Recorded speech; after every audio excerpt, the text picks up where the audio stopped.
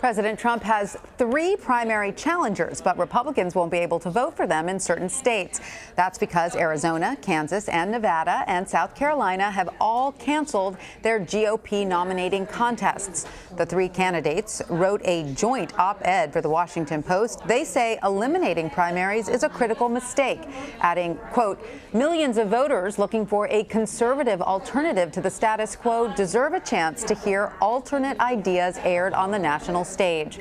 One of the candidates running is former South Carolina Governor and Congressman Mark Sanford. He appeared earlier this week in his home state to bring awareness to his argument. He was seen debating next to a cardboard cutout of President Trump in front of the Capitol building. South Carolina's Republican Party says an estimated $1.2 million will be saved by foregoing the primary. And Mark Sanford joins me now from New Hampshire.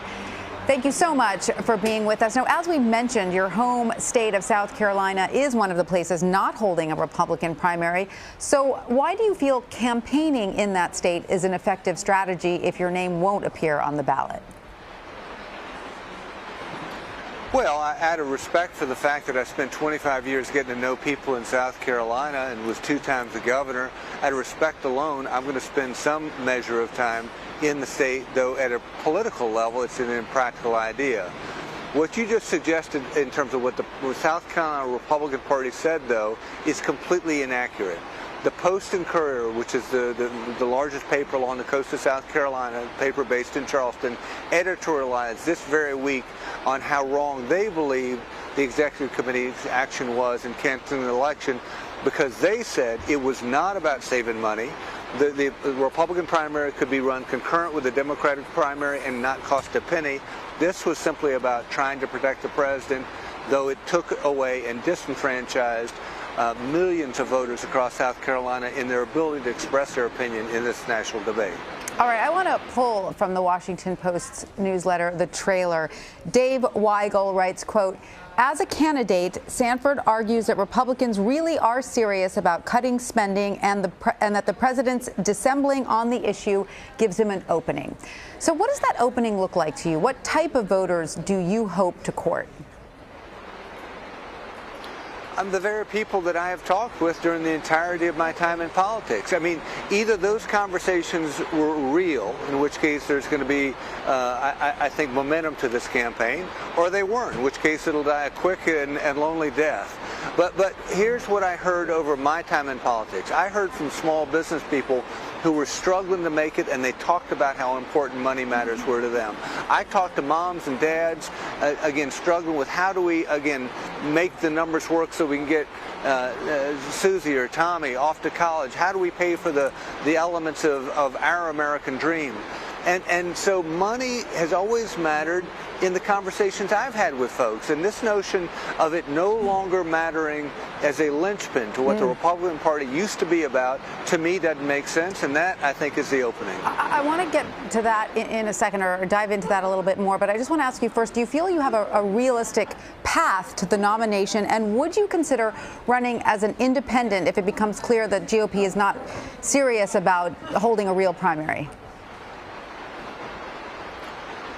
Well, I mean, the real path is something that's determined by the voters, so I don't want to take their role on. I've laid out, if you pull up my website at marksanford.com, what you'll see are 3 different goals. And the first is elevating this issue of debt and deficit and government spending, its implications in our lives.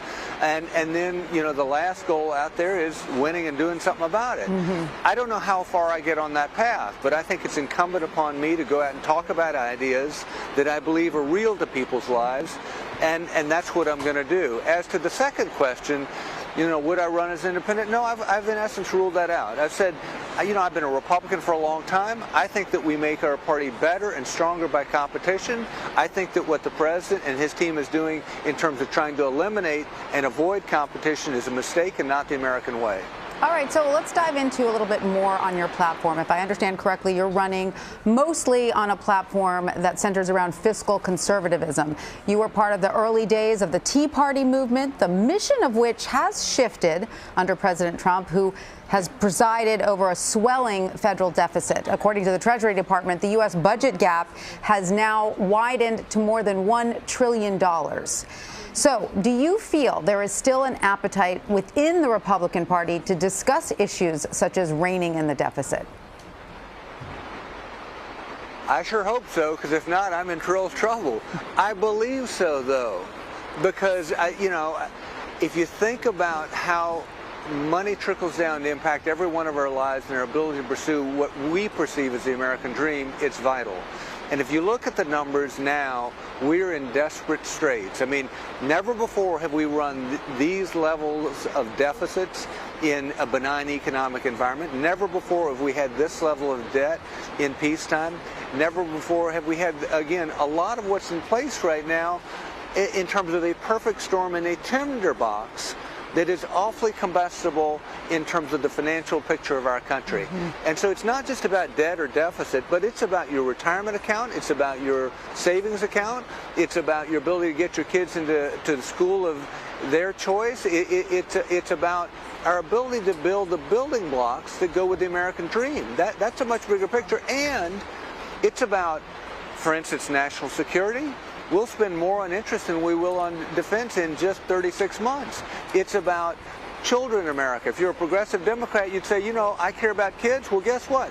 We will spend more on interest than we do on all programs on behalf of children at the federal level in just the next year. And why do you think the Tea Party movement and conservative Republicans as a whole sort of lost the focus on that? What pressures do you think they are responding to that have moved them away from that central tenet? I think that, there was an interesting book a long time ago. It was called Popular Delusions and the Madness of Crowds. And it basically said there is a herd instinct to the human species. We look to the left, we look to the right. If nobody else is worried about it, I guess it's okay. And what we have right now is a perfect storm wherein political figures, because some of the choices involved in reform and change are tough, have just avoided the issue. And so on the Democratic side of the aisle, you don't hear a conversation on debt or deficits or spending.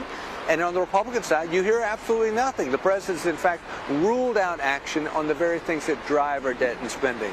And so with that combination, it's not surprising that people are not talking about it around the kitchen table. If everybody else is talking about other issues, I guess those other issues are important. And what I'm suggesting is the numbers tell a completely different story, and it's something we ought to be focused on. All right, there is a Republican debate next Tuesday. Former Governor Bill Weld and former Congressman Joe Walsh will be there. We understand you are not participating. Is there a reason, and would you participate in any future debates?